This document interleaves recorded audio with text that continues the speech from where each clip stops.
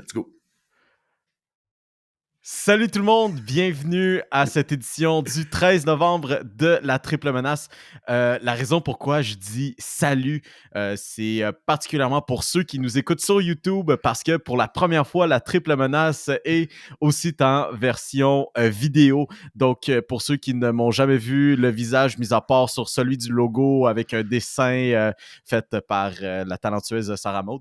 Salut, moi c'est Emilio et bien sûr avec nos deux acolytes de la Triple Menace, on a Pierre-Olivier Poulain, bien sûr tout aussi loin Hey! qu'il est, avec une connexion Internet qui, bon, malgré sa distance, sera quand même jusqu'à nous, ce qui est peut-être un petit peu plus difficile pour le cas de Félix qui habite proche de chez moi, mais bizarrement la connexion Internet suit un petit peu moins ce soir, Mais donc on va non, mais espérer être je sais pas capable. pourquoi, c'est ça qui est bizarre. Je sais pas c'est quoi le problème aujourd'hui, mais gars, on va espérer quand même que je sois capable de tenir tout le long. Bonjour tout le monde, très content d'être enfin sous vos yeux et dans vos oreilles encore, parce qu'on est encore disponible sur les plateformes audio évidemment. Dans vos oreilles et maintenant devant vos yeux pour vous jaser de sport un peu comme à chaque semaine. Ouais. En passant la NASA, si vous voulez nous commanditer pour l'Internet, on est partant aussi. Là, si ça vous tente, là, On est on peut fournir la calissement cave, content. ça vous tente. Là. Yes, puis aujourd'hui, c'est une journée très spéciale, non pas seulement justement parce que on est capable de fournir en plus un podcast vidéo, mais Félix, veux-tu bien montrer à la caméra ce que tu portes en ce moment? Il y a quelques semaines, pour vous remettre en contexte, en plein épisode, j'avais fait un achat impulsif et j'avais acheté un chandail de ma plus belle histoire de la saison, celle de l'émergence de Puka Nacua avec les Rams. Et le voilà, enfin arrivé, le chandail de Puka Nacua que j'ai sur les épaules en ce moment. Très, très, très fier de cet achat-là qui était complètement impulsif. Mais je regrette même pas une seconde en ce moment.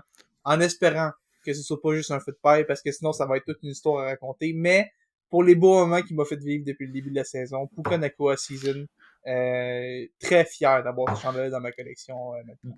Dans le pire des cas, il ira rejoindre ma collection de chandails de Lars Eller chez nous. Fait que au pire, il peut se ramasser dans le même garde-robe. Là. On va y trouver un Non. moyen. Ah non, définitivement. Hey, les boys, bienvenue encore une fois. Comme toujours, des semaines bien chargées dans le sport. On n'est pas encore arrivé dans les dog days de la LNH et du basketball. Fait que c'est encore intéressant. On a des trucs à jaser. Puis, ben, bien sûr, pour tout ce qui est du football américain et football canadien, dis-je bien, c'est tout aussi intéressant. La raison pourquoi, c'est parce que pour ceux qui suivent un petit peu moins la CFL, la LCF, dans le fond, là, c'est sûr que vous en aurez entendu parler en fin de semaine, mais les Alouettes de Montréal ont gagné. Let's Mais go! Let's go! c'est super cool. Puis on peut confirmer par le visage à Félix qui n'a pas regardé le match des Non, Alouettes Et ni qui ne écouté. suit probablement pas la CFL, non, point. Mais c'est je correct. sais que, non, mais je sais que Chad Kelly était le carrière des Argonauts, parce que je connais Chad Oui. Kelly. Je sais que Marc-Antoine Decoy joue pour les Alouettes, et mes connaissances, William Sandberg, est encore là? Oui, Oui. William Avec les Stanback Alouettes? est encore là. Voilà. Puis c'est Anthony encore Calvillo, Johnny peut-être? Manziel c'est encore Johnny Manziel de carrière. Anthony Et Calvillo non, lance c'est encore à Ben Cahoon, c'est encore ça Oui, qui se oui. passe. Ok, oui, parfait. exactement. Non, mais sur une note plus sérieuse, les boys, les Alouettes ont gagné, ce qui veut dire que ils s'en vont maintenant à la Coupe Grey pour la première fois depuis 2010, qui en effet était l'époque Anthony Calvillo. Puis ça s'est donné justement dans une victoire, comme je disais, contre les Argonauts de Toronto, qui étaient de loin, mais de loin l'équipe favorite tout le long de la saison régulière et pendant les séries éliminatoires. Super simple, ils ont fini avec une saison de 16 victoires et 2 défaites. Ils ont perdu juste 2 fois dans toute la... Ça, c'est des chiffres auxquels Félix était habitué quand il regardait la LCF plus tôt dans sa jeune vie. C'était ça que les Stampeders de Calgary faisaient. Tu vois, c'était comme tout aussi dominant. Là. Fait que Ouais. les Alouettes s'en vont à Toronto, puis s'en vont littéralement voler le match dans ce qui est probablement un masterclass, genre le peak masterclass de performance défensive que j'ai vu dans toute ma vie au football. Et oui, meilleur que qu'est-ce que j'ai vu que tous les Steelers de Pittsburgh et TJ Watt auront fait. Autant que je dis ça, ben, ils n'ont pas eu de sac du score, les gars. Mais, pas une, pas deux, pas trois, mais 4 interceptions, dont 2, si je dis pas de bêtises, ont été converties justement en touchés, dont un autre masterclass de Marc-Antoine de quoi, comme dit notre cher David Arsenault chez RDS. Puis, meanwhile, quand même, la défensive qui a réussi à amasser des touchés. L'unité spéciale qui en a amassé. Le corps arrière, là, Cody Fajardo, c'était très mid comme performance. 175 verges. Un touché, une interception. That's football, baby. Mais les Alouettes sont fait carried par leur défensive toute l'année, fait que rien de vraiment nouveau à ce point-là. Non, exact. Fait que les boys, maintenant, on a notre match. Alouette Blue Bombers de Winnipeg qui l'emporte. Les Blue Bombers, c'est probablement, si c'est pas les Argonauts, c'est les Blue Bombers qui constituent la meilleure équipe dans la CFL en ce moment. Le gros narratif chez les Alouettes, c'est que si on avait un adversaire au-dessus de 500, on perdait tous nos moyens et ça vient de mourir avec les Argonauts de Toronto. Une autre équipe torontoise qui te choque en playoff. Parle-moi d'un autre narratif qui tient la route. Félix, encore une fois. Content, mais écoute, je sais pas. J'écoute pas la CFL. J'ai pas suivi tant que ça la saison des Alouettes. Je connais très peu de choses sur cette ligue, comment évoluer la saison. Moi, je veux juste qu'il y ait un bon match. Puis si les Alouettes gagnent, ben, ça sera un bonus. Ça sera ça. Toi, Félix? Moi, je prends pour le... Ben, non, mais tu vois, sérieusement, je vais toujours prendre pour Montréal, peu importe le sport. Est-ce que je vais regarder le match? Non. Je te le dis, je regarderai pas ce match-là. Si tu me demandes de faire un résumé dimanche prochain, non, j'écouterai pas.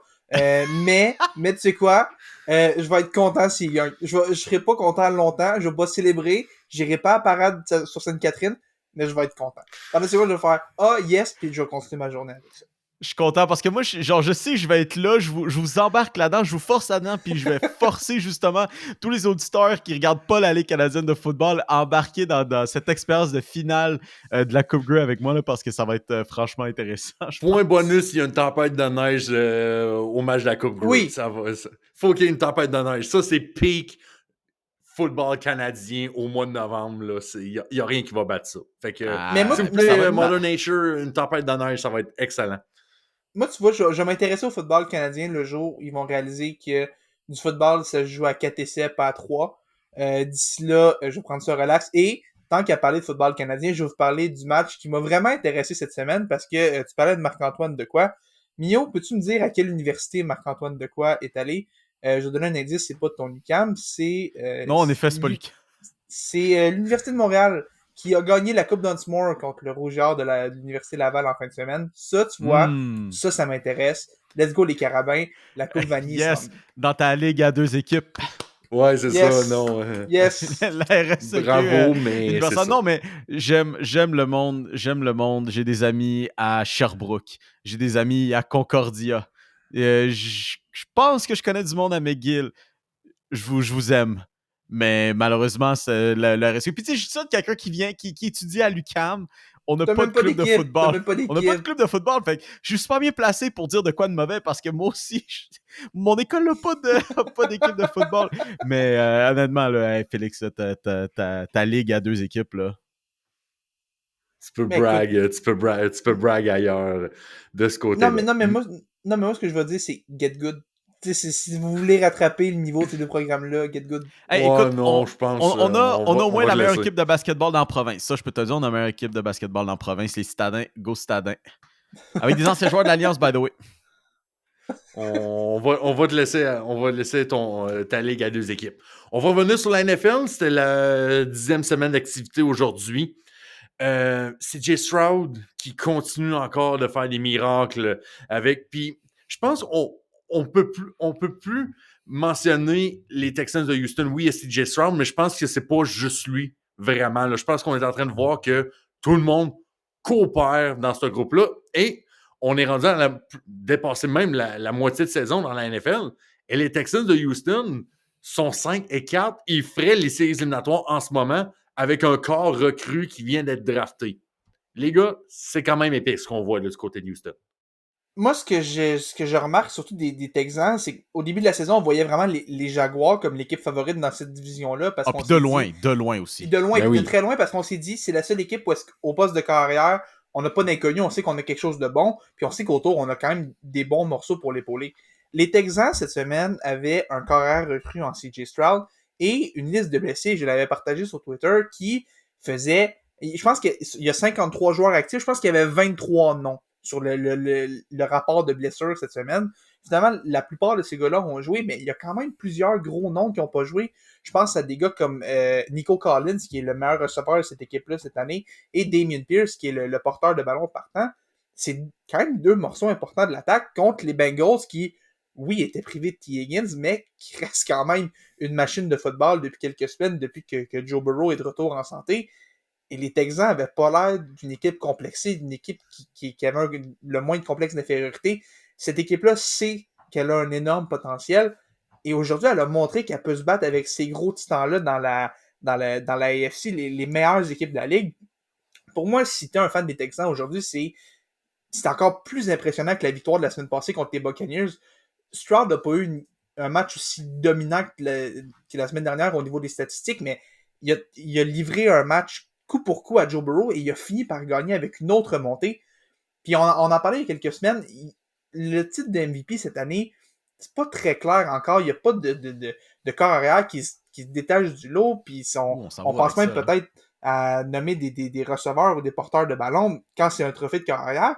Oh, attends un peu, là. Est-ce que CJ Stroud vient de mettre son nom dans la conversation? Non. Offensive Rookie of the Year, là, recrue offensive, sans aucun doute. Je pense que le débat est fermé. Je vois où tu t'en vas, je comprends ton point, mais je pense que là, je sais pas. Il y a encore un bon chunk de calendrier à faire. Pour une recrue qui arrive de l'université, tu sais pas comment que ça peut faire. Là, on va arriver à la fin de la saison. Là, les matchs vont prendre de plus en plus de valeur. Je sais pas. Mais je reste intéressé. Je prends ça en note pour peut-être à la fin de la saison. Au cas où que. Mais tout autant que tu dis que celui du joueur offensif de l'année est clos, moi je dis, wow, minute papillon, attends un petit peu, là. Je pense que c'est plus proche qu'on le pense parce que pas loin derrière CJ Stroud dans cette course-là, faut quand même pas oublier Sam Howell aussi. T'as un point qui... Sam Howell n'est pas une recrue. Oh non, il est pas recru, hein? Attends, il est deuxième année. C'est ça, deuxième année. Ah, ok. Débat il a pas joué de l'année, mais... C'est ça, c'est qu'il a pas joué, c'est vrai. Bon, on va, dans notre cœur à nous, la seule compétition qui reste encore un peu à Stroud, c'est Puka Nacua, mais Stroud est tellement au-dessus, puis on sait que les carrières ont comme un bonus, puis Puka est un peu calme depuis quelques semaines. Stroud a tellement pris l'ascendant de la course, c'est presque fini. Ouais. Mais, imagine que Stroud finit la saison en force. Imagine, il amène les Texans en série, qui continue de jouer à ce niveau-là d'ici la fin de l'année. Qui d'autre pourrait le devancer en ce moment, Mio? Puis peut-être que j'oublie un nom. Pour recrue offensive de l'année, je vois encore... on oublie peut-être un gars comme Jordan Addison chez les Vikings du Minnesota qui mange une grosse part des responsabilités, surtout depuis que Justin Jefferson est blessé. On pensait même qu'elle allait revenir cette semaine. Finalement, il n'a pas été en mesure d'être en uniforme ce dimanche. Mais Jordan Addison, c'est quand même, je pense que c'est probablement le vrai numéro 2 de cette course-là. Mais quand tu fais face à un carrière qui accumule des chiffres comme CJ Stroud en ce moment... Certainement pas Bryce Young. Non, certainement pas Bryce Young. Mais quand même, Mio, tu as parlé de Sam Howell. On checkait des statistiques un peu plus tôt avant de commencer l'épisode. Il y a certaines similarités, puis quand même pour un club que, oui, il y a Terry McLaurin comme dans le groupe de receveurs chez les Commanders de Washington, tient son bout, puis il m'a dit qu'il des stats offensives quasiment dans les meneurs de la ligue, là.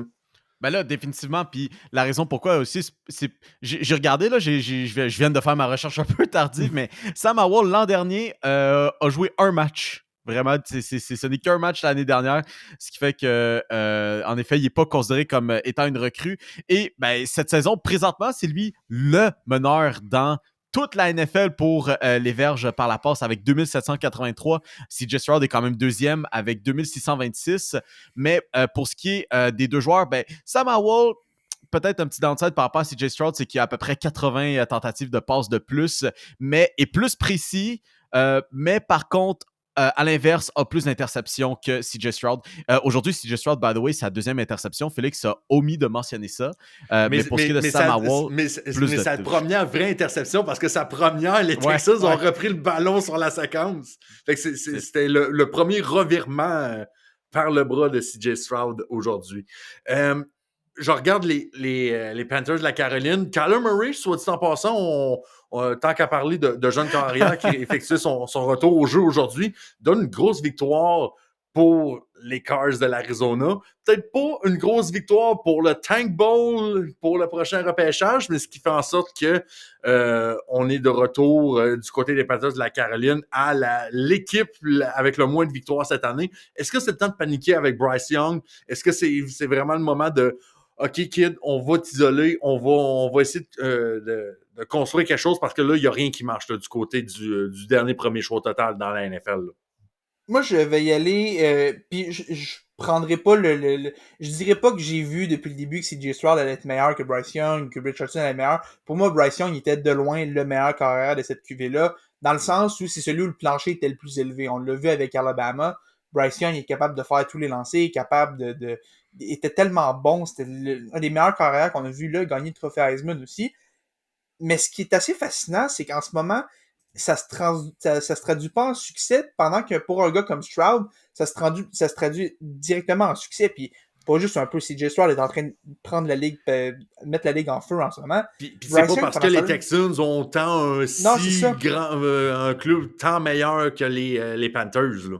Ben, la différence, selon moi, c'est que Stroud a quand même quelques options de plus, dans le sens où Nico Collins est un bon receveur. C'est pas si énorme que ça. Non, le c'est gars, ça. Mais tu sais, je veux dire, pour Bryce Young, quand ton meilleur receveur, c'est Adam Thielen aussi. Ouais, c'est ça. Mais Adam Thielen a quand même une bonne saison dans ce sens-là. Puis ce que je me demande, c'est... Parce qu'on l'a vu, quand Bryce Young est capable d'aller chercher de la séparation de ses receveurs, il est capable de leur mettre le ballon des mains, puis c'est quelque chose qui roule bien. Mais Bryce Young n'a pas cette qualité-là qu'a un gars comme CJ Stroud de rendre ses receveurs libres. Je sais pas si c'est clair, mais dans le sens où il est capable de créer des jeux quand le jeu vient pas à lui. Young laisse le jeu venir à lui, et en ce moment, quand il y a une absence de gros receveurs, je pense que c'est ça qui le fait mal paraître. Je pense qu'aller chercher un vrai receveur numéro 1, puis je sais que ça court pas les rues, c'est beaucoup plus facile à dire qu'à faire, mais je pense que tant que Bryce Young est pas placé dans de meilleures dispositions, dans le sens où il n'y a pas ces receveurs-là qui peuvent aller chercher de la séparation, ça va être plus compliqué pour lui.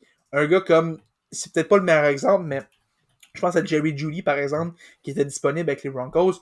Pour moi, ce gars-là, c'est le fit parfait pour un gars comme Bryce Young, parce que oui, Jerry Jeudy va échapper des ballons, mais il est capable de se libérer, puis il est capable de se rendre vert avec un bon tracé, et c'est de ça que Bryce Young a besoin, parce qu'en ce moment, il n'y en a pas en Caroline.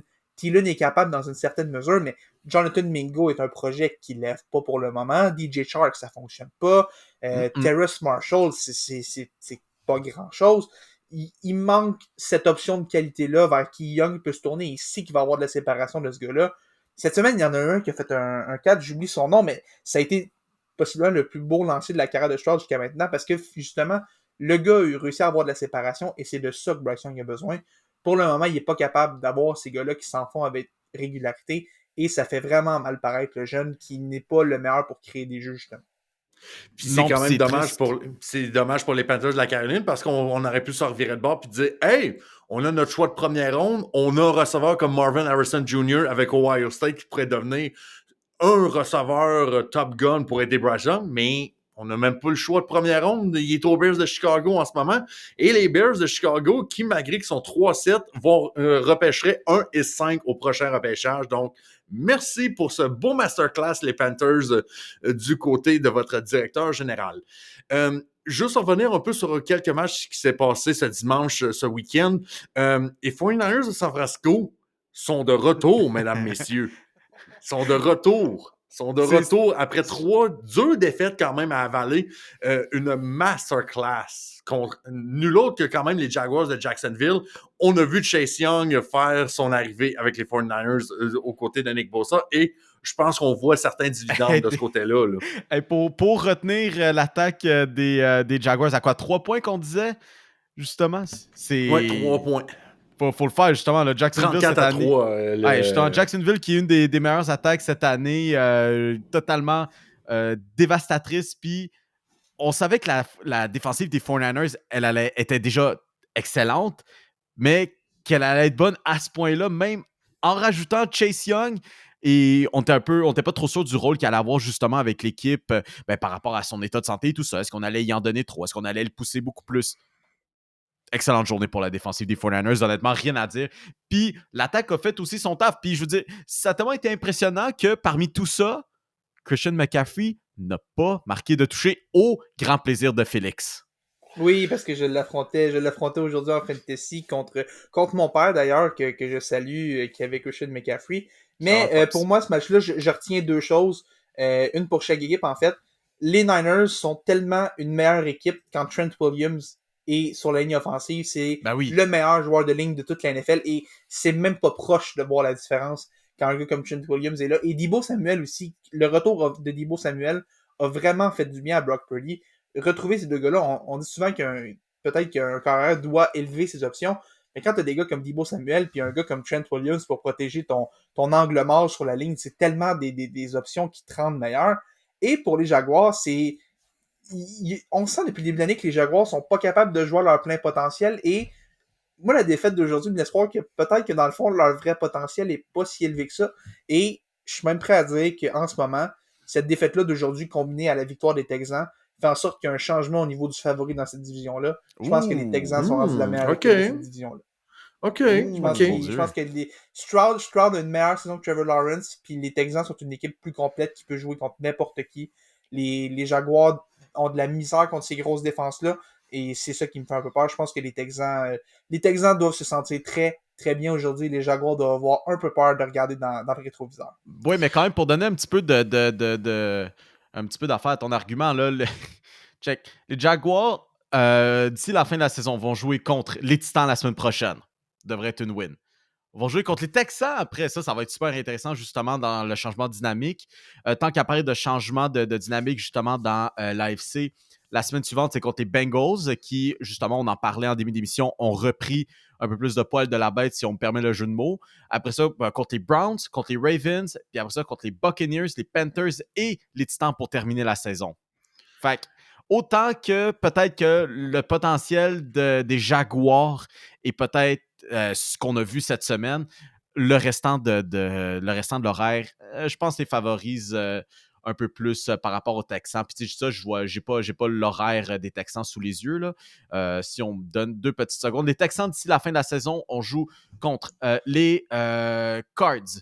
On joue contre les Jaguars, comme j'ai mentionné, les Broncos, les Titans, les Jets, Browns, Texans et Colts. Je pense que l'horaire c'est pourtant plus compliqué, même, je te dirais. C'est peut-être même plus facile encore. Là. Je pense que l'horaire des Texans... OK, ouais. Bon, Félix, je pense que tu as raison aujourd'hui. Je pense pas qu'on va être en désaccord sur ça. Mais je pense que tout va jouer le jour où ils vont jouer contre. Je pense que ce match-là va déterminer le reste de la saison. Et je sais que c'est encore tôt. Il y a encore une semaine qui nous sépare en fait, 2 semaines qui nous séparent de ce match-là. Mais je pense que cette journée-là, CJ Stroud va mettre son étendre sur la division et montrer que, jusqu'à preuve du contraire, c'est lui qui run le show, comme on dit, dans le sud de l'AFC. On a parlé de changement de dynamique. Mio, on va revenir sur ta division préférée, le nord de la AFC, parce qu'on ne reviendra pas sur les Steelers, qui sont quand même 6-3 aujourd'hui. Les Bengals et les Ravens qui ont perdu, les Ravens qui ont carrément échappé ce match-là contre les Browns de Cleveland. Et mine de rien, on est à 3 équipes, les Ravens, les Steelers et les Browns sont séparés par un seul match. Et fait à noter que les Steelers et les Cleveland ont un match en main sur les Ravens. Et si je ne me trompe pas, les 2 équipes ont battu Baltimore plus tôt cette saison. Donc, ils auraient le edge sur les Ravens en venant un bris d'égalité, là. C'est exact. Déjà, regarde, il faut donner ça aux Steelers cette saison-là. C'est un autre affaire que j'en disais en début de show, à quel point c'est juste du Steelers comme football à l'état pur cette année. Mike Tomlin n'aura très probablement pas encore une fois une défaite, une fiche son pacte avec le diable va encore durer une autre année. Puis en plus de ça, aussi, j'avais fait mes recherches là-dessus, mais il y a 2 équipes en ce moment dans la NFL avec une fiche au-delà de 500. Ces 2 équipes-là sont à 6-3 qui ont un différentiel négatif au niveau des points marqués. Ce sont les Steelers qui ont 156 points marqués contre 182 points marqués contre eux. Et l'autre équipe, c'est les Seahawks de Seattle, exactement. Ils sont genre à -1, juste pour dire qu'ils sont dans le négatif. Là, exact, mais les Steelers sont présentement à -26. Oh mon Dieu. Le genre de football qu'on aime, effectivement. On va se transporter maintenant du côté de la NBA un peu sur ce qui se passe un peu dans ce début de saison. On a parlé de la In-Season Cup la semaine passée. Et là, Mio, je te vois prendre ton énergie parce que là... Le monde me voit maintenant. le monde te voit en plus. Et là, c'est un peu le même sentiment qui habite tous les fans de la NBA en ce moment. Parce que l'expérience James Harden, pour une raison qu'on ignore encore, où on pensait que ça allait marcher, ne marche absolument pas. Hey, ne marche absolument pas, mais c'est en plus, c'est comme tu regardes juste les colonnes justement là, de défaite dans ce cas-ci pour ce qui est des Clippers, puis tu dis oui, en effet, ils en ont perdu, c'est maintenant 4 de suite depuis qu'Harden est là, mais c'est dans la façon en plus que ça se donne, puis contre qui ça se donne. Je pense que le gros déclic, ça a été contre les Mavericks un peu plus tôt cette semaine, où ils ont alloué 144 points à eux, mais comme pour de vrai, là, James Harden, là, je regarde la caméra. Le monde à la maison, vous me regardez, là. James Harden, OK? Ce gars-là, OK, avait la confiance totale et c'était un truc réciproque avec Daryl Morey. Puis c'était aussi envers ses propres partisans. J'en fais partie. Fuck, quand je joue au basketball, j'ai ses shoes. Quand je porte des James T'as Harden. quasiment la barbe. T'as quasiment un début de barbe, James Harden, là, quasiment. Et j'ai quasiment la barbe. Mais comme le gars, quand il est arrivé à Houston, c'était lui qui avait les clés de la ville. Daryl Morey avait Il y a aussi sa les confiance clés totale en lui. des strip clubs, mais ça, c'est une autre histoire. Mais ça en fait partie parce que on va chercher Dwight Howard parce qu'il voulait Dwight Howard, il voulait son acolyte. Ça n'a pas fonctionné, il est parti. On l'a shippé, on est ensuite allé chercher Chris Paul. Ça n'a pas fonctionné après 2 ans, on se défait de Chris Paul. Après ça, James Harden décide de prendre des journées off pour aller justement au strip club. On laisse passer, on ferme l'œil là-dessus, ça va, il n'y a rien à faire. OK, maintenant, il veut son vieux buddy Russell Westbrook. On amène Russell Westbrook, ça ne fonctionne pas après une saison, on décide de se défaire de Russell Westbrook. James Harden se sent otage complètement à Houston. Il décide de mettre son fat suit puis de complètement saboter tout ce qu'il a amassé puis tout détruire la confiance que Daryl Morey avait envers lui. Ben parfait, il veut être échangé. On t'envoie dans ta propre super team avec les Nets de Brooklyn. Ça, c'est un truc que j'avais écrit sur Alley-Oop l'hiver dernier, comme quoi c'était un flop à Brooklyn et pourtant, j'ai quand même été un peu plus lousse sur James Harden parce qu'il avait été blessé pendant les séries éliminatoires. Lui, il a décidé qu'après une saison, c'est fini, je veux m'en aller. Il n'a pas fait une saison complète à Brooklyn qui décide, sacrez-moi le camp ici, je veux aller jouer à Philadelphie, retrouver Daryl Morey. En effet, il y avait une relation là. Il veut aller rejoindre son vieux chum Daryl Morey. Il était content. Les deux parties étaient contents. Parfait, on va chercher James Harden. Yes, enfin, peut-être la prochaine partie du processus pour Joel Embiid, maintenant qu'on avait perdu Ben Simmons. Et qu'est-ce que James Harden fait? Encore une fois, à la bonne James Harden, il s'écroule complètement pendant les séries éliminatoires durant match 6 et match 7 contre les Celtics de Boston. Ensuite de ça, qu'est-ce que James Harden fait? Il décide qu'il a tellement joué mal qu'il veut s'en aller aussi. Fait que là, il décide encore qu'il va saboter les 76ers de Philadelphie et Joel Embiid qui revient d'une saison MVP. Et on sait très bien que le potentiel de Joel Embiid, c'est probablement 60 matchs par saison parce que monsieur va être blessé. Et James Harden, il a dit, tu sais quoi? Fuck that. On pensait qu'il allait peut-être retourner à Houston parce qu'apparemment, les strip clubs là-bas sont incroyables. Ou peut-être qu'il s'ennuie de là-bas. L'autre équipe qu'on avait en tête, c'était les Clippers de Los Angeles. À un point dans les conversations, les gars, vous en rappelez, les Clippers ont dit, on ne veut plus d'échange de James Harden. Et pourtant, on est rendu avec un échange de James Harden. On se dit, pas sûr. D'autres vont dire c'est vraiment la fin de la NBA parce qu'on a le meilleur club de la maison de retraite de 2017 avec Kawhi Leonard, Russell Westbrook et Paul George dans l'équipe. Et qu'est-ce qu'ils font? Ils sont 0-4 depuis que l'équipe est arrivée. Maintenant, qu'est-ce qui se passe du côté de Philadelphie? Ben fuck, Tyrese Maxey est littéralement devenu le process qu'on attendait peut-être tout ce temps-là depuis que James Harden est parti. Les 76ers en ce moment ont 8 victoires de suite, n'ont pas perdu depuis que James Harden est parti. Et en plus de ça, Tyrese Maxey, cette saison, moyenne 27 points et 7,5 passes décisives par match. Ce soir, il y en a marqué. Puis dimanche soir, il vient de se claquer 50 points au calme contre... je me souviens plus contre qui l'adversaire, mais Tyrese Maxey, 50 points. James Harden. Puis les Clippers ont perdu contre les Grizzlies de Memphis. Les Grizzlies de Memphis qui étaient une victoire en 9 matchs, 8 matchs avant le match contre les Clippers. Et là, il n'y a rien qui marche. Il y a en plus rien qui marche. Pour finir là-dessus, les Grizzlies, cette semaine, justement, étaient à 9 joueurs blessés sur le rapport des joueurs blessés. Clippers de Los Angeles et James Harden, fuck you, vous méritez rien. Non, mais Ça- puis j'ajouterais juste aussi, j'ai une stat en avant de moi, puis j'ai comme de la misère à y croire parce que on est allé chercher James Harden pour s'améliorer, à ce que je sache. Depuis que James Harden est arrivé avec les Clippers, ok? Quand James Harden est sur le terrain, les Clippers ont un différentiel de points de moins 67. Et quand James Harden est sur le banc, l'équipe a un différentiel de plus 24. C'est fou. C'est le jour et la nuit. On a été le chercher pour améliorer l'équipe. Il nuit, il fait juste nuire. Il est tellement mauvais défensivement. Puis évidemment, ça fonctionne pas avec des gars qui ont aussi besoin du ballon pour être dominants.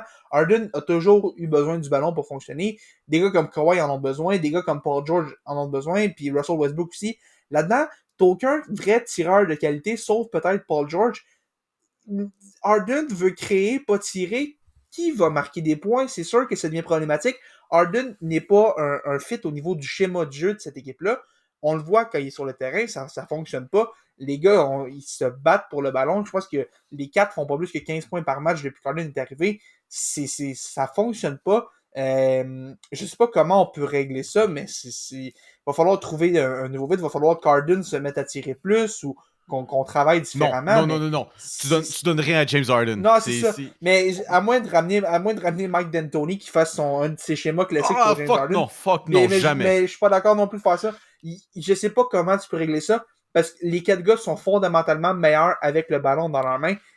Mais il y a juste un ballon. Tu peux pas jouer à 4 ballons à moins qu'on fasse un amendement avec la NBA.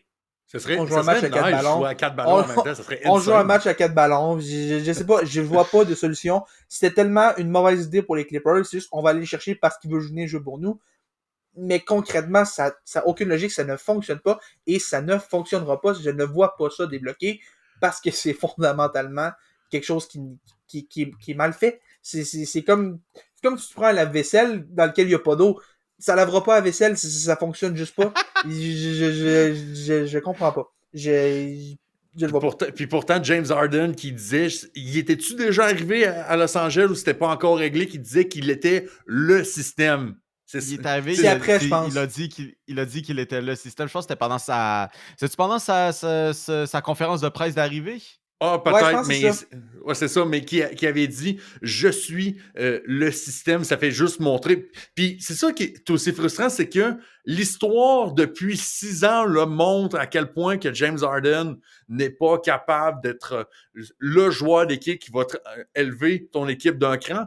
Et pourtant, les Clippers, malgré tout ce qu'ils ont fait dans leur histoire, sont quand même réussi à tomber dans le panneau, même si on a fait, disons-le, plusieurs gaffes dans le passé. Et ça me fait juste penser que on est peut-être dans un monde où ce que un gars comme James Harden, qui sera un jour possiblement au temple de la renommée de l'NBA, qui a révolutionné l'attaque à la fin des années 2010, va peut-être être carrément mis dehors de l'NBA. Il n'y aura peut-être plus personne qui voudront de lui l'année prochaine, surtout qu'il va être agent libre en 2024, il sera âgé de 35 ans. Là.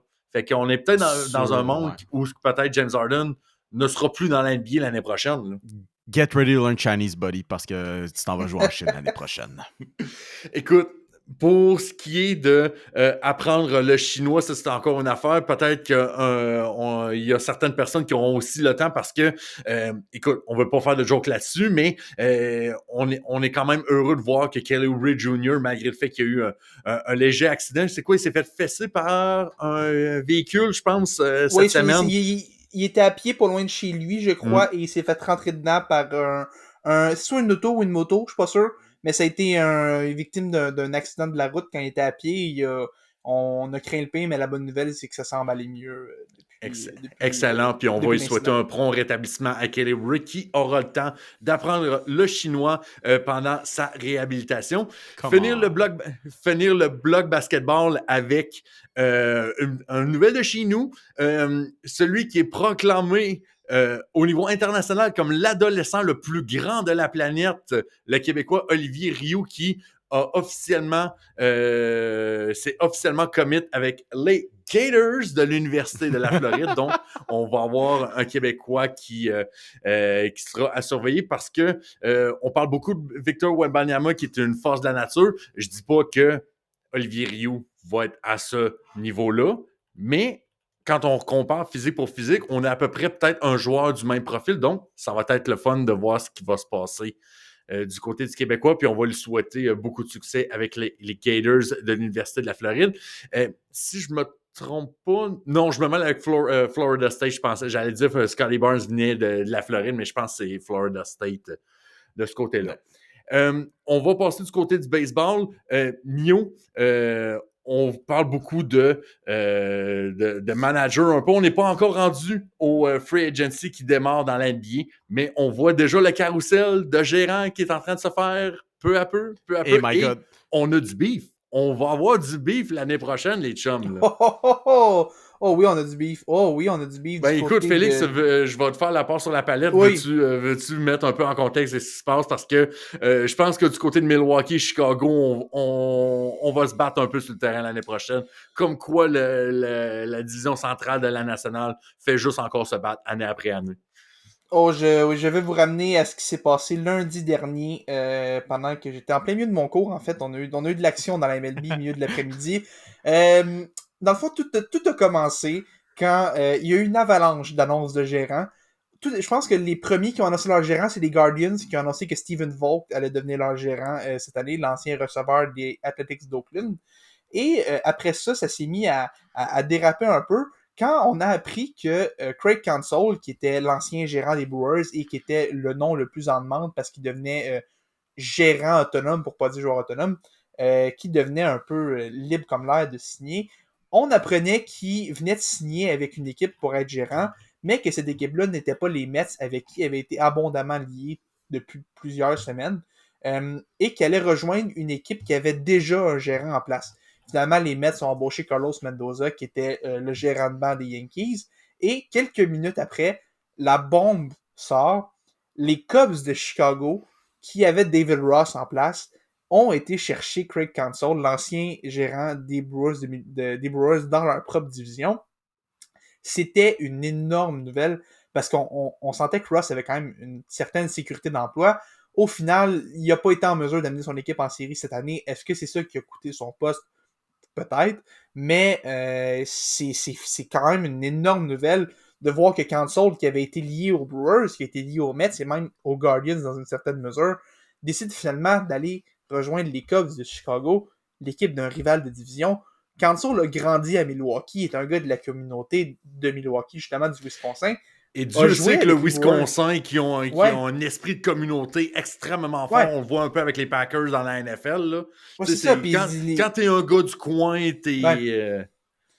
Ah non, c'est complètement fou. Puis même le propriétaire des Brewers qui a osé dire, dans le fond, c'est pas nous qui avons perdu Craig, c'est Craig qui nous a perdu, qui a perdu notre communauté. Je pense pas que c'est exactement ça. Je trouve que c'est quand même un peu audacieux de dire ça quand tu viens de perdre ce qui est, selon moi, l'un des meilleurs, sinon le meilleur gérant de toutes les majeures. Counsell, c'est énorme. Et moi, ce que ça me dit surtout, c'est que les Cubs, cet été et cet hiver, ont l'intention de dépenser. Et pour moi, l'annonce de Greg Counsell fait dire que cette équipe-là va pas s'arrêter en si bon chemin. Un peu comme quand les Rangers ont été chercher Bruce Bochy l'an dernier, on a été chercher Jacob deGrom juste après parce qu'on voulait montrer qu'on a amené un gérant puis on veut lui donner des ressources. Et pour moi, ça fait en sorte que le nom de Shohei Ohtani est définitivement à surveiller du côté des Cubs de Chicago. Parce que c'est pas vrai qu'on a été chercher Craig Counsell pour lui donner le même club qui était à Chicago l'an passé. C'est sûr et certain que les Cubs vont être actifs. Attendez-vous à une ou deux grosses signatures et peut-être même à des gros échanges pour aller chercher du talent et justement aider Counsell à gagner avec son nouveau contrat qui vient d'ailleurs de réinitialiser le marché des salaires pour les gérants. Il va faire 8 millions par année quand c'était, je pense que le plus haut avant était à 5,5, 5. C'est quelque chose dans ces eaux-là. Ça vient de repartir l'échelle salariale pour les gérants et bravo à lui d'avoir été chercher son argent. Mais c'est une énorme annonce à travers la MLB qui s'est faite la semaine dans les derniers jours en fait. Donc ça vient un peu changer un peu tout le portrait, surtout dans la division. Une très très grosse annonce donc et une grosse surprise sacrée de la commotion pas mal. Surtout que, tu sais, on parle de peut-être d'autres mouvements qui s'en viennent, Shohei Ohtani qui pourrait s'en venir. Faut pas oublier aussi que Cody Bellinger a décidé qu'il va tester le marché des joueurs autonomes, devient libre comme l'air pour signer n'importe où. Donc, ça pourrait être une perte pour les Cubs de Chicago qui ferait en sorte que ça donnerait encore plus de terrain à Shohei Ohtani de peut-être s'en venir du côté de la Ville des Vents. On a parlé aussi de Stephen Vogt, Joe Espada avec les Astros, Carlos Mendoza. Ron Washington, Oui. qui fait un retour avec les Angels. Avec n'aura nos pas Angels qu'on Shohei aime. Ohtani. Non, exact. Ah. Lui, est-ce que vous pensez qu'il y avait l'espoir de voir Ohtani là quand il s'en venait? Un peu mais- comme... Je ne sais pas si ça fait partie des négociations, mais pour ce qui est de la nouvelle, pour de l'embauche, moi, je suis content pour Ron Washington parce que, un peu comme Dusty Baker avec les Astros de Houston, c'est un player's guy. Tout le monde l'aime. Tout le monde, absolument personne a dit de quoi de négatif sur Ron Washington. On se rappelle au début des années 2010, c'est lui qui avait mené les Rangers du Texas à 2 présences et éventuellement 2 défaites à la Série mondiale contre les Giants et les Cards. T'es devenu entraîneur des 3e buts des Braves d'Atlanta après ça et finalement un retour avec, dans les majeurs dans un titre de gérant, mais avec les Angels. C'est ça l'affaire. Mais écoute, moi, ce que tu parlais comme quoi c'est un gérant qui est apprécié par ses joueurs, puis on a vu quand ça a été annoncé, Ronald Acuna sur Twitter, qui était vraiment triste de ça, puis je me doute que c'était quand même un sentiment qui était partagé à Atlanta. On a été chercher un gérant qui est apprécié par les joueurs, aucun joueur va jamais rien dire de méchant sur Ron Washington. Est-ce que c'est peut-être un move pour dire à Shohei Ohtani, regarde, on est allé chercher un gérant qui est apprécié, un gérant qui est quand même, sans doute, respecté. Puis qu'il y a de l'expérience. Qu'il y a de l'expérience. Viens, on t'amène dans un système, on t'amènera pas avec des gérants pas d'expérience comme tu as eu dans le passé. Reviens ici, on veut amener de la stabilité, on veut amener quelque chose de solide, on veut s'inspirer un peu de ce que les Astros ont fait avec Dusty Baker et ce que les Rangers ont fait avec Bruce Bochy, qui, sans dire que Washington est nécessairement du calibre de ces deux gars-là, c'est quand même, on a été chercher 2 gars qui ont de l'expérience, qui ont déjà gagné par le passé. Est-ce que Washington s'inscrit un peu dans cette lignée-là de on va chercher un gérant qui est apprécié et respecté et on veut inciter Ohtani un peu à revenir? Moi, pour moi, c'est quelque chose qui est à considérer là-dedans. Je pense que c'est une embauche qui, sans rien vouloir enlever à Washington pour ses qualités, je pense que c'est aussi on veut profiter de son lien, sa capacité à créer des liens avec des joueurs. On veut essayer que ce soit peut-être un incitatif pour Ohtani de revenir en ville. Je comprends ce que tu veux dire. Maintenant, Félix, t'as un petit peu la petite saga Torres Verdugo, là. Non, mais écoute, on a pitché sur les. On s'en est parlé tantôt, puis pourtant, moi, je suis un fan des Red Sox, puis tu sais, je sais qu'Alex Verdugo va partir éventuellement. Mais là, tu m'apprends que les Red Sox et les Yankees vont faire un échange ensemble, et probablement l'échange qui passera le moins à l'histoire du côté de la MLB. Et je vous ferai rappeler que Alex Verdugo a été dans l'échange de Mookie Betts avec les Dodgers de Los Angeles. Là. Écoute, c'est encore au stade de rumeur et peut-être plus au stade de spéculation. Je ne sais pas à quel point il y a de la traction derrière ça. Mais cette semaine, il y a un journaliste du côté de Boston, je trouve ça important de le noter, vous comprendrez pourquoi plus tard, qui a proposé une rumeur un peu particulière, comme quoi les Red Sox auraient de l'intérêt pour Gleyber Torres et qu'une transaction pour aller le chercher pourrait passer par envoyer Alex Verdugo chez les Yankees de New York. Je comprends un peu le fondement. Les Yankees ont déjà eu de l'intérêt pour Verdugo dans le passé. Les Red Sox ont un besoin au 2e but. Les Yankees, Brian Cashman l'a dit ouvertement cette semaine, on veut un voltigeur qui est capable de frapper de la gauche. Le seul problème avec ça pour moi, c'est que Gleyber Torres, c'est à peu près 8 fois le frappeur qu'est Alex Verdugo. Des joueurs de 2e but qui sont capables de frapper 20 à 25 circuits par année, il y en a à peu près 4 dans toutes les majeures. Des gars comme Alex Verdugo qui sont capables d'être ordinaires au bâton, ordinaires en défense, il y en a à peu près 450 000. Faire un échange comme ça, puis ça reste que ces 2 gars qui sont appréciés dans leur marché actuel, c'est tellement un risque énorme que ces 2 équipes-là prendraient. Et pour les Yankees, échanger un gars comme Torres contre un gars comme Verdugo qui correspond quand même à un certain besoin, mais on est quand même loin du calibre de gars de Torres, selon moi, quand tu peux utiliser Torres comme monnaie d'échange pour un lanceur partant qu'on sait qu'il est un besoin à New York. Ça fait des années que Gleyber Torres est lié aux Marlins de Miami. Moi, je vois le nom d'Edward Cabrera chez les Marlins. Je me dis, c'est tellement une cible qui est plus logique. J'en parlais sur Passion MLB cette semaine. C'était un peu l'essentiel de mon texte. Si t'es pour échanger Gleyber Torres, qui, pour moi, a tellement une valeur importante dans cet alignement des Yankees-là, dans le sens où il joue tellement souvent, il est très peu souvent blessé, capable de frapper 20 à 25 circuits, des problèmes au niveau du manque d'effort de temps en temps. Mais pour moi, si t'es pour échanger Gleyber Torres, échange-le pas contre un gars aussi ordinaire qu'Alex Verdugo, qui déteste pas mal ouvertement les Yankees. Il n'a jamais vraiment donné de l'amour aux Yankees. Ce gars-là va chercher le trouble. Et c'est sûr et certain qu'après 3 semaines, il se fait huer dans le Bronx s'il y a un mauvais début. Puis Torres, c'est bon en mais plus. Félix, tout le monde se fait huer dans le Bronx après 3 tout le monde semaines. tout le monde se fait huer, mais surtout un gars. Torres, c'est quand même un gars qui aide. Si Verdugo commence mal, je sais pas. Il y a le profil d'un gars qui va se faire détester à New York. Il y a le profil d'un gars qui est moins bon que Gleyber Torres. Là, chez moi, avec cette idée niaiseuse-là, d'échanger Torres pour Verdugo, ça n'a aucun sens pour les Yankees. Puis si cette offre-là est sur la table des Red Sox, j'espère qu'ils vont sauter dessus parce que c'est tellement ridicule de pas sauter là-dessus. Les deux gars vont être joueurs autonomes dans un an. Va te chercher le meilleur frappeur au lieu de garder Verdugo qui est tellement... Je le trouve tellement mauvais. Il est très ordinaire. Mettons, c'est la définition même de la marque sans nom à l'épicerie, là. Ouais, puis Verdugo, puis Torres, c'est pas un gars qui va gagner le MVP, mais ça reste un joueur de deuxième but capable de frapper 20-25 circuits. Il y en a tellement pas beaucoup des gars de même. Échange-le pour autre chose si tu veux l'échanger, pas pour un gars aussi ordinaire que Verdugo. Je veux plus entendre rien. Et si ça arrive, vous allez m'entendre sur ce podcast-là répéter exactement ce que je viens de dire, mais encore plus fâché que ça parce que ça va être arrivé pour vrai. J'ai tellement hâte de voir les Yankees en série l'année prochaine, puis Félix va dire oh my god, we're so back. Verdugo, let's go. Non. Gabriel Moreno. Je sens que Félix a encore des PTSD de quand Jacoby Ellsbury est venu jouer avec les Yankees. C'était pas dans un échange, certes, mais Félix a encore un PTSD de ça. Je pense que ça peut pas être pire que Josh Donaldson sur les Yankees. Moi, les gars avec un... Non, mais je pense que c'est les gars avec un prénom en J. Je pense qu'il faut plus signer ces gars-là. Je pense que ça devient un problème. Joey Gallo, de respect. Joey Gallo, Jacoby Ellsbury. Non, Johnny Damon. Johnny Damon a quand même eu des moments cool, là, mais ouais, non, je sais pas. Je veux pas Verdugo. Je veux pas de ces gars-là. Je veux pas Ellsbury. Je veux certainement pas un retour de Donaldson. Si Torres part pour Verdugo, il est mieux d'avoir quelque chose d'autre qui fait le chemin du Bronx. Sinon, les Yankees vont s'être fait vraiment... Non, mais si Shohei Ohtani s'en vient à New York... Ce qui arrivera pas. Mais ça change rien. Tu peux garder Torres et aller chez Ohtani pareil. Non, de toute façon, Shohei Ohtani s'en vient avec les Red Sox de Boston. Non, les Cubs. Ok, moi, mon argent, il reste sur les Red Sox, je pense. Juste pour pas, puis voir Félix prendre une petite défaite. Ma guy Mio knows ball.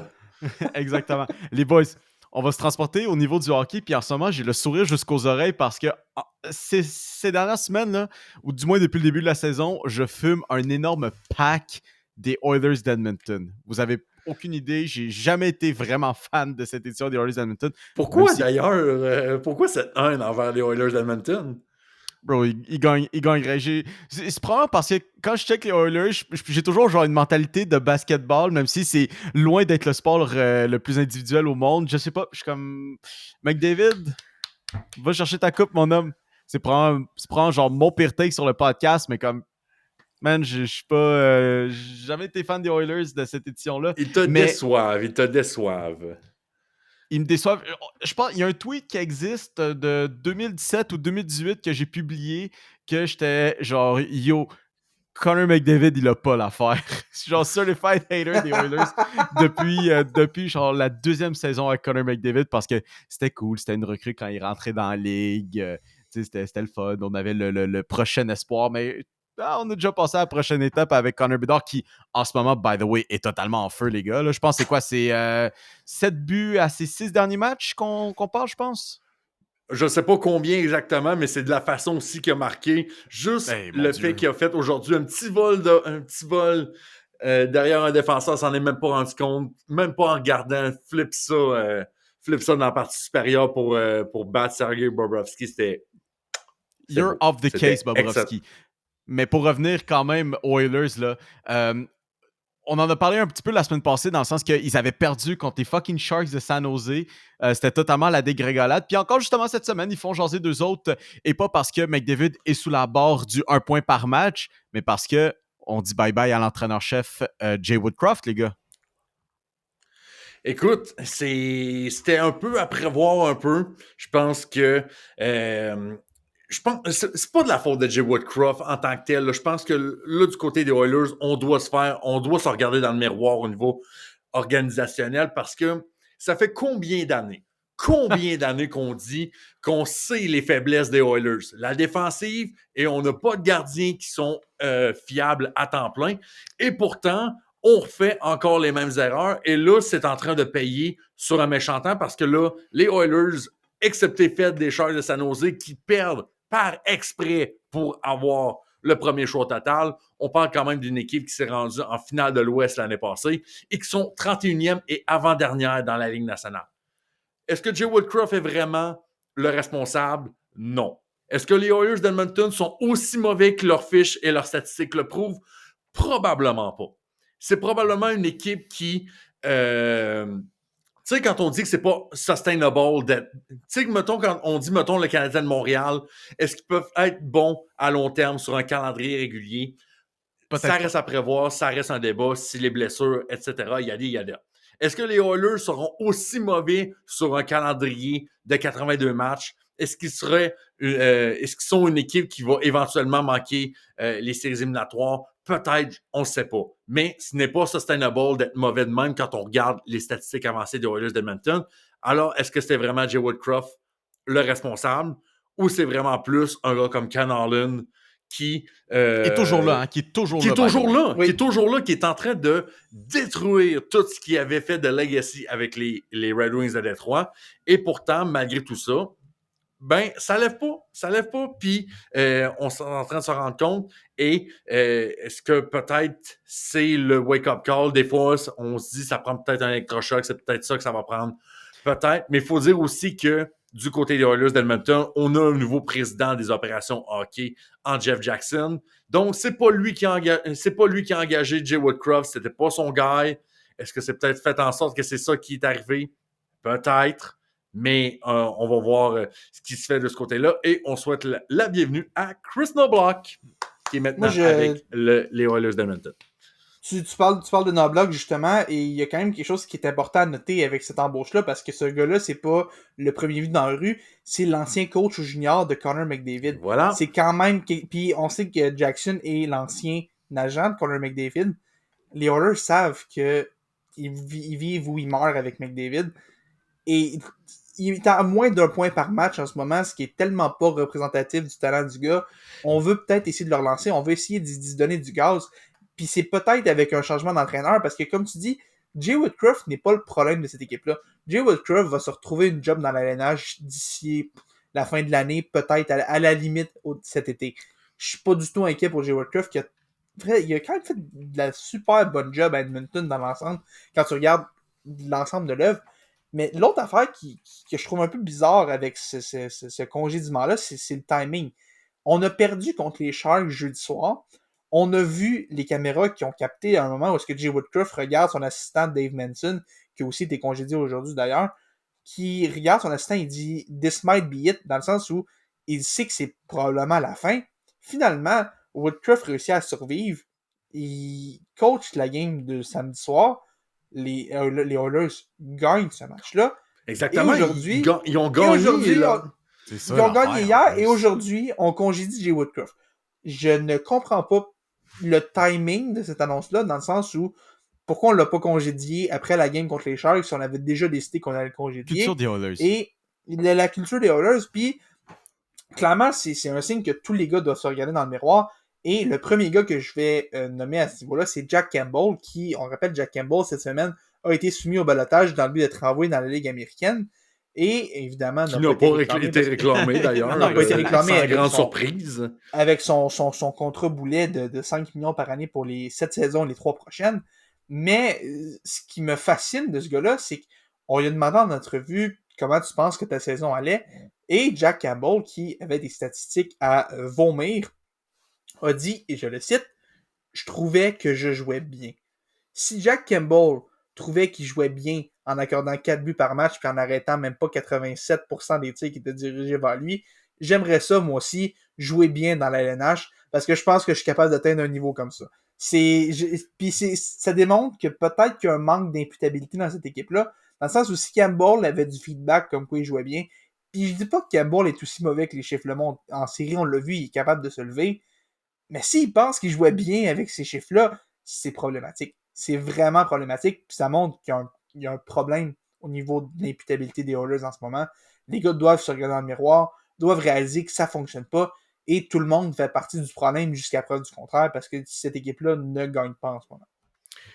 Je vais juste citer le journaliste Patrick Henry, qui est journaliste sur la couverture des Oilers d'Edmonton pour ici Radio-Canada en Alberta. Il disait que la décision a été prise samedi après-midi, soit avant le match contre le Kraken de Seattle, et qu'on avait déjà, dans la dernière semaine, déjà fait des préparations pour... parce qu'il fallait contacter les Rangers de New York pour avoir l'autorisation de parler avec Chris Knoblauch pour l'amener ici. Et c'est peut-être un peu ça aussi, tu sais, on essaie de mettre un peu d'imputabilité, là, les attentes sont grandes, on veut gagner éventuellement, puis c'est peut-être ça qui a mené à ce congédiement-là.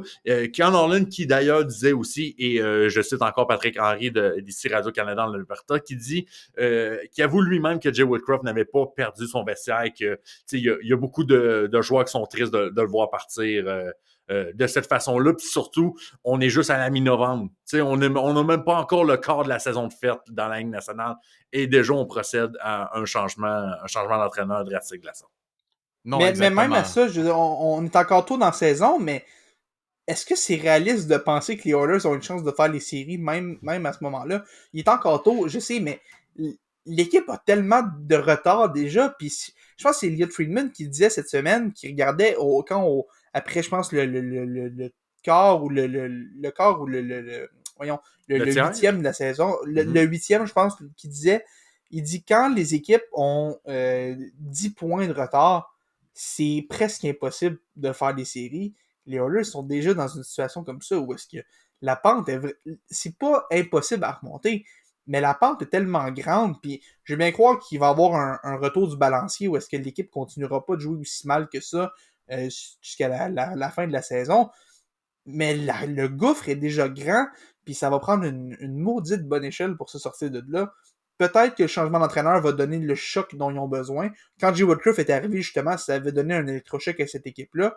Mais est-ce que Chris Knoblauch va être capable de refaire la même chose? Je sais pas. À un moment donné, il y a une limite au nombre d'entraîneurs que tu peux embaucher. Je pense que c'est le 4e de Ken Orland déjà. Tu peux pas juste continuer à faire les changements d'entraîneur comme ça. À un moment donné, il faut qu'il y ait une certaine stabilité. Les Oilers doivent être capables de gagner doivent trouver un entraîneur qui va leur permettre de gagner pendant plusieurs années, et j'espère que Knoblauch est ce gars-là, parce qu'avec Leon Draisaitl, qui est joueur autonome à la fin de la prochaine saison, il y a des sérieuses questions qui vont devoir être posées à Edmonton dans les prochains mois. Puis c'est sûr qu'il faut s'attendre à d'autres équipes qui regardent justement Leon Draisaitl, puis ils regardent ça comme un buffet parce que Edmonton, juste pour la note, qui sont présentement à 8 points d'une place en séries éliminatoires. Mais l'affaire qui est pas le fun là-dedans pour les Oilers, oui, c'est peut-être juste 8 points, mais il faut que tu passes par-dessus 7 autres équipes au classement général pour juste être la dernière équipe au wild card. C'est ça qui va être extrêmement dur à aller chercher. C'est pas tant le 8 points, c'est qu'il y a d'autres équipes aussi qui sont en course, puis tu en as une sacrée pelletée qui va se faire de ce côté-là, mais souhaitons bonne chance aux Oilers parce qu'en Alberta, les Flames sont pas tant mieux. C'est bien ça qui est encore plus dommage. Non, c'est ça. C'est ça qui est drôle. Ils sont juste une petite affaire en haut 2 au classement. Juste avec un petit 3 points de plus sur les Oilers. Ça fait vraiment dur. Puis quand même, la Pacifique, quand même, avec Vegas qui est en ce moment premier, avec 12 victoires, 2 défaites et 1 en prolongation. En ce moment, 25 points. C'est 18 points de plus, justement, que les Oilers.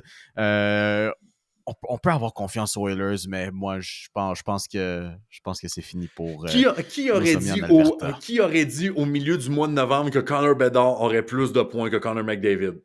Moi, j'aurais jamais prédit. Puis autant que je suis un hater des Oilers, même la situation générale des Oilers, jamais j'aurais prédit ça. Surtout comment ils ont joué justement en série l'année dernière, puis où ils se sont rendus, là. Je veux dire. Ah, c'est fou, c'est complètement fou. Connor McDavid est le meilleur joueur au monde entier, et il est même pas à points par match en ce moment. T'as des gars qui ont le double de son nombre de points. C'est absurde. Il y a quand même déjà le 8e de la saison qui est fait. Qu'est-ce que Connor McDavid fait à moins d'1 point par match? C'est Qui, épouvantable. au passage, c'est jamais arrivé dans sa carrière. Oui. Là. Mais pas sa saison recrue, c'était 48 points en 45 matchs là, quand il s'est blessé ou de quoi de Ouais. même. Là. Je pense que c'est la première fois depuis, je pense, le 17 novembre de sa saison recrue qui est en dessous d'un point par match. C'est impressionnant. Je sais pas qu'est-ce qui se passe là. J'avais quand même confiance en les Oilers cette année, dans le sens où j'aimais ce que Mathias Ekholm allait pouvoir leur donner sur une saison complète. Mais oh mon Dieu Seigneur que ça va pas bien en ce moment. Puis je sais pas. J'espère que Chris Nobla va être capable de régler ça. Mais il y a de la job qui l'attend à son arrivée à Edmonton. Mais est-ce que Chris Knobloch peut vraiment sauver ses goalers? À un moment donné. C'est ça, à un moment donné, il faut arrêter les pucks. Hein? Oui, c'est McDavid ça. est en panne, mais il faut arrêter les pucks aussi. Là, la moustache de Stuart Skinner a beau me donner confiance, ses performances font tout sauf me donner confiance en ce moment. Est-ce que Calvin Pickard, à 31 ans, va enfin être capable d'avoir du collègue, d'avoir du succès dans la LNH? Non, je pense pas que ça va arriver. Peut-être Olivier Rodrigue, qui est un espoir devant le filet, peut-être que lui, avec une chance, va être capable de s'établir, mais est-ce que c'est réaliste de croire que quelqu'un va être productif derrière un pylône, derrière un compte de construction comme Darnell Nurse en défense? Je sais pas. Un cône en or, soit dit en passant. Un compte très bien payé. Très, très bien payé. Très bien payé. Pour closer un petit peu le sujet hockey et l'émission, les boys, cette semaine, encore une fois, les Canadiens ont joué en prolongation. C'est drôle, les Canadiens ont joué en prolongation. C'est quoi? On avait contre Boston, on avait Détroit. contre les Red Wings cette semaine. Est-ce qu'il y en avait une autre cette semaine?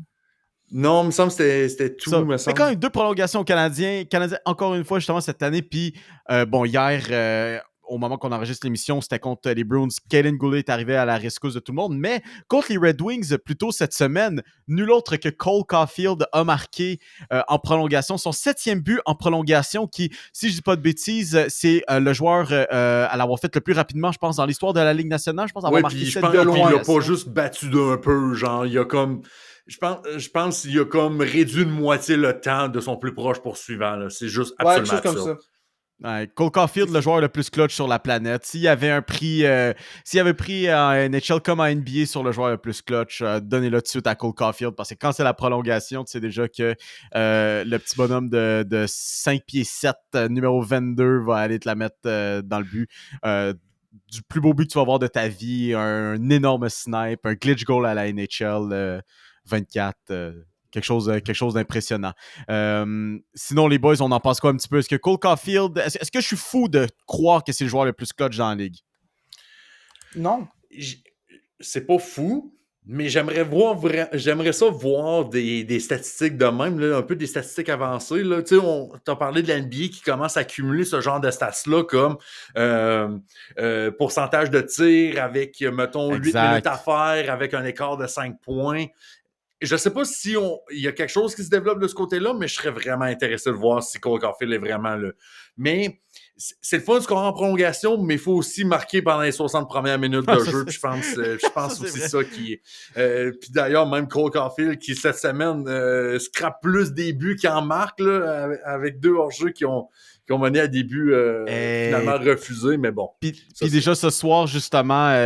Comme je dis, nous autres, on enregistre le dimanche soir. Au moment qu'on enregistre, les Canadiens ont terminé leur affrontement contre les Canucks de Vancouver. Il doit y avoir peut-être 30 minutes de ça. Canadien qui a perdu 5-2. Puis, à un certain point, on était à égalité. Je pense que c'était à égalité ou c'était 2-1? Matheson a fait 2-1. C'est ça, Matheson a fait 2-1, mais le but avait été refusé, non?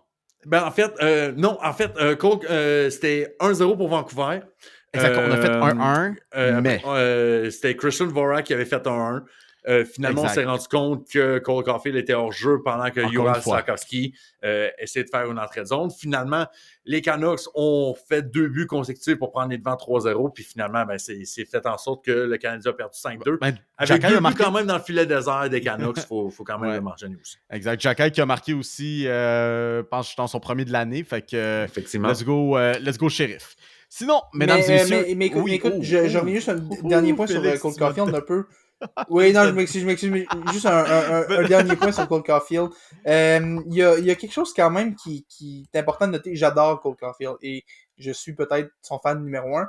Mais quand tu regardes, il est rendu à 5 buts cette année. C'est quand même pas si pire, mais quand tu regardes, son dernier but contre les Red Wings en prolongation, Son but d'avant, c'était contre Columbus, qu'il avait marqué en prolongation aussi. Son autre but d'avant, aussi en prolongation.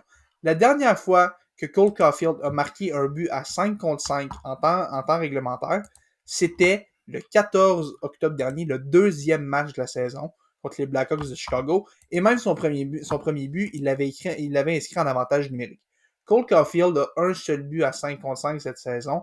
Et ça, c'est bien beau marquer en prolongation, c'est bien beau marquer en avantage numérique, mais il doit être capable de marquer sur une base plus régulière à 5 contre 5. Brendan Gallagher est capable de le faire. Je doute pas que Cole Caulfield est capable de le faire aussi. Je comprends pourquoi il excelle à 3 contre 3. Un gars comme lui, avec de l'espace, ça devient absolument meurtrier. Mais il doit aussi être capable de trouver de la place pour marquer à 5 contre 5. Et il n'y a pas nécessairement les meilleurs partenaires de trio. L'absence de Kirby Dach fait en sorte que c'est pas toujours facile de bien balancer ces trios-là. Mais Caulfield, avec son talent, doit être capable de marquer plus fréquemment à 5 contre 5 pour donner un peu de support offensif à cette équipe-là qui a vraiment besoin de voir son franc-tireur marquer des buts. Non, exact, parce que là, sinon, on va juste revenir à l'époque 2015 ou jusqu'à 2021 on marque 2 buts, puis on laisse le gardien de but faire la job. Malheureusement, ce soir, on n'a pas eu de Jacques-Alain Masterclass, là, mais bon. Ah, mais écoute, ça enlève les filets de genre, ça finit quand même 3-2. Mais quand même. Mais il va quand même falloir des Jacques-Alain Masterclass, je pense, si on veut, si on souhaite une petite place en série. Sinon, Félix, je te regarde, je peux y aller? Toujours. Désolé de t'avoir coupé, Nio. Parfait. C'était tout ce qu'on avait justement pour la triple menace pour cette édition du 13 novembre. Quand même à surveiller cette semaine. Je suis content parce que finalement, j'ai des bons matchs de football à vous proposer cette semaine. Donc, match du Monday Night, on va avoir un affrontement un peu classique, si on veut, de Broncos-Bills. Je vois une victoire des Bills là-dessus. Broncos, oui, mais on ne sait jamais. Buffalo, c'est ça le pire. Ben, je tiens quand même à rappeler, c'était mon équipe que j'ai vu faire fall off cette saison. Fait que peut-être qu'ils m'écoutent aujourd'hui, puis vont décider finalement de perdre willingly, puis de participer au Tank Bowl. Sinon, jeudi, gros match. Moi, je vais le regarder définitivement. Pourquoi? Parce que c'est un match AFC North! Donc, on va avoir Joe Shiesty et les Bengals de Cincinnati qui vont jouer contre le running back Lamar Jackson et les Ravens de Baltimore. Ça va être franchement intéressant parce que justement, l'AFC North, c'est encore une fois, tout le monde est à peu près à la même fiche, puis tout le monde se dispute les deuxième, troisième, quatrième places. Ben écoute, si les Bengals ne perdaient pas aujourd'hui, tous les 4 clubs de la division faisaient des séries éliminatoires en ce moment même. Là. AFC North, ça c'est du AFC North football, baby. Sinon du côté du grand club du Canadien de Montréal, quand même, mardi soir contre les Flames de Calgary. Jeudi soir contre Vegas. On souhaite peut-être cette fois-ci prendre notre revanche contre Vegas après la manière que ça s'est terminé il y a quelques semaines de cela. Et samedi soir contre les Bruins de Boston, encore une fois. Donc, on espère une fois de plus pouvoir soutirer une victoire à ces fucking Bruins-là. Sinon, encore une fois, le tournoi intra-saison de la NBA se poursuit. Vendredi que ça va se passer. Et sinon, comme à chaque semaine, je vous rappelle, vous pouvez nous rejoindre sur nos réseaux sociaux. Donc, que ce soit sur notre page Facebook ou notre groupe Facebook privé des super fans des Tigers de Guangdong, où vous pouvez voir les meilleurs chums à Félix rire de lui, puis ses expressions de marde, style « on va loger à la même auberge ». Sinon, toujours disponible sur Instagram, sur YouTube si ça vous tente de nous voir nos jolies bines et le beau jersey à Félix. Et parlant de Félix, on l'a rappelé la semaine dernière, mais Félix n'est officiellement plus un bot sur Twitter. Félix est rendu avec une photo de profil, est rendu avec un nom changé aussi. Donc maintenant, Félix, où est-ce que le monde peut te trouver sur Twitter? @fforget _LTM pour la triple menace. Tout est pensé, tout est conçu pour vous rediriger vers ce podcast-là. La triple menace représente Puka Nakua Season et je vais représenter la triple menace jusqu'au jour de ma mort. Il a dit jusqu'au jour de sa mort. Mais nous autres, le jour qu'on se retrouve, c'est la semaine prochaine. À la même heure, vous savez nous trouver YouTube, Apple Podcast ou même Spotify. Et prochainement YouTube Music parce que chez Google, on sait jamais ce qu'on veut faire. Bref, on se donne rendez-vous à la semaine prochaine et ciao! Yeah!